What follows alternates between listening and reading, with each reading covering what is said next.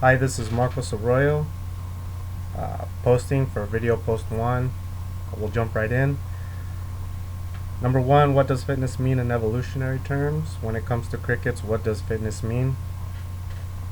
Fitness in evolutionary terms is natural selection, but it has to do with the reproduction process. The folks with the better traits and who will reproduce to pass along more of those traits. How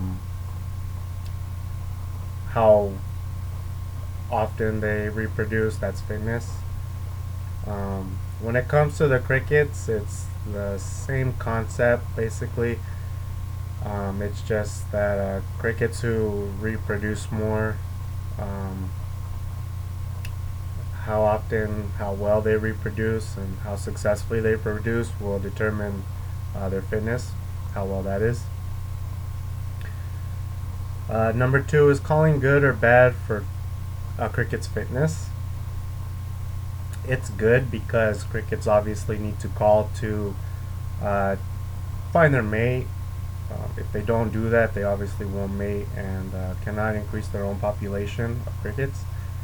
I see it being bad because when you chirp away, it kind of gives away your position, and by doing that, you kind of leave yourself susceptible to being stomped or picked up by a bat or a predator of some sort, to be eaten, things like that. So it's good and it's bad. Describe 3 different examples in this cricket story of selection at work and eliminating traits in crickets that did not enhance their survivability. The first example would be the cricket who snuck in front of the cricket with the song. By him doing that, he derailed the cricket with the song from being in the picture to be able to pass his traits along. Therefore, that cricket's traits will not be in the future population, so to speak, because the one cricket who snuck in, he is the one which is obviously the successful mate. The second example would be actually involves the bat. When the cricket was chiming away, the bat came in and swooped and took him off to be eaten. Um, this natural selection in this case did not favor that cricket because it that cricket song apparently gave him away to be eaten, because that was the way that he was found to be killed. And natural selection, therefore, hence favored the otherwise trait of maybe a cricket that might have a more mellow song, or one that's not so obvious to be found in or pointed out and found and eaten.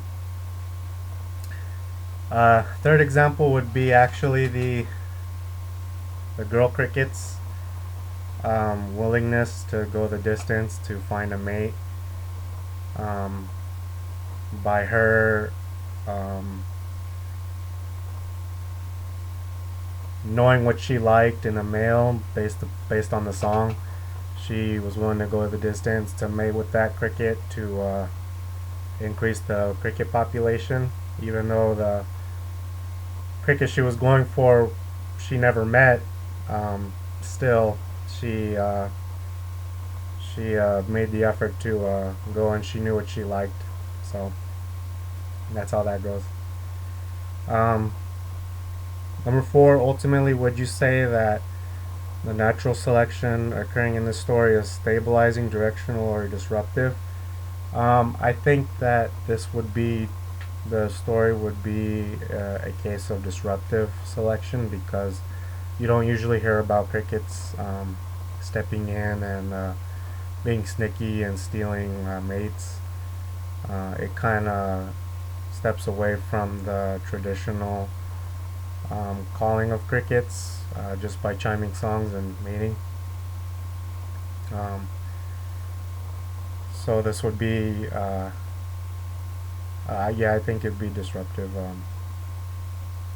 selection in that sense. In what specific way is the actual environment self-influencing cricket calling? It would need to be hot in the environment. By that I mean heat. For the crickets to want to start chiming, chirping away, the heat kind of motivates the cricket to chirp their song, and by that, it influences their calling. I liked the cartoon a lot. It was funny and interesting, and I learned a little bit from it, and I liked it a lot. All right, thank you.